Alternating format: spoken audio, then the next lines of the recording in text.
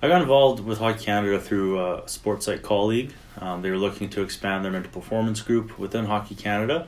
He asked if I'd be interested in joining the group and providing some services with U17 Hockey Canada team, and I said yes. And after an interview and some vetting, I had the opportunity and I took it. So big way we got prepared for the U17 World Hockey Challenge started way back in June with a coaches conference that Hockey Canada put together. They bring the whole staffs together from U17s up to the World Junior staff, and we just get together and we talk about different concepts. There was a full mental performance day where we all presented to the different members of the staffs from all the different groups. So the preparation started all the way back then, and getting to know one another, getting to know the past experiences from other coaches and other individuals, continual phone calls with the group, the development camp in July, which was a week long, which helps us prepare in the sense of getting to know all the players.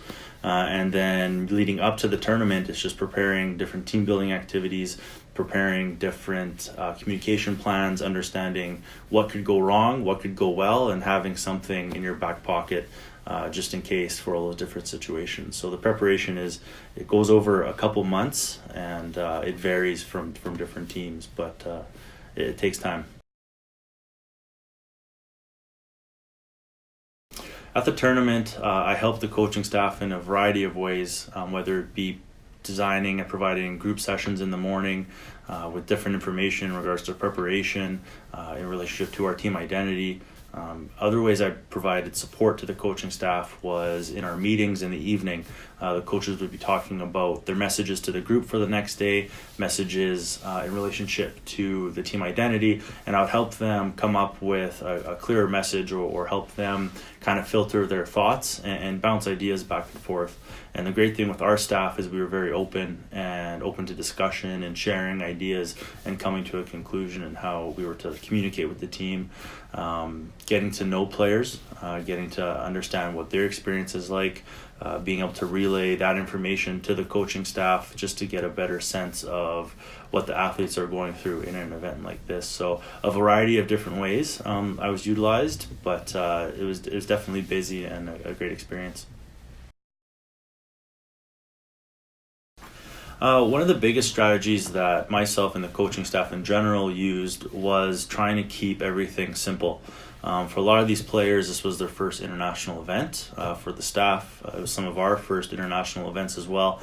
And a lot of times these things can get a lot bigger than they actually are. And just trying to keep our thoughts simple, trying to keep the process simple, and trying to keep it just simple so we can perform and do what we do best, and that's play hockey as a nation. Yeah, so the message going into the gold medal game essentially started the evening before with our team debrief, and it was to honestly focus on the things we can control, keep our focus simple. For a lot of guys, this was their first time on TSN. It was their first time being in an international final event. So our whole message was just to stick to our team identity, stick to what got us there, which was buying into the process, being in the moment, playing fast, sticking with our attitude, and competing every shift. So it was definitely just do things well and do it simply.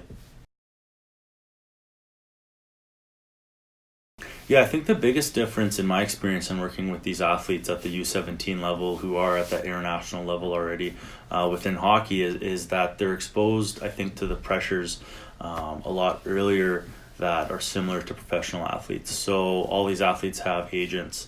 They are all getting the top line equipment. They have their choices of what they want to use. They are just experienced to those pressures a lot earlier that I think athletes, maybe regionally, provincially, or even nationally at this age, aren't exposed to. So I think for them, they're getting a lot of different voices from a lot of different people, right? A lot of different coaches, agents, parents, other players, variety of teams, scouts. So for them, they're getting a lot of info, and I think the biggest challenge for them is to just figure out what works for them and to just keep using it. Yeah, so while at the tournament, I received the Young Professional Award from our Sports Psychology Association, the Canadian Sports Psych Association. And for me, it was a great honor. It was exciting. I mean, working for Hockey Canada, getting this award, it was a lot to take in. But I think it's a reflection on the work that my supervisors did with me at the University of Lethbridge, Dr. Charlene Orr and Christy Gelloretto, who was my supervisor in my practicum for my master's. And just having great mentors really helped prepare me for this work that I do in this field of sports psychology. So it was a reflection on them as well, but it was a great honor for sure.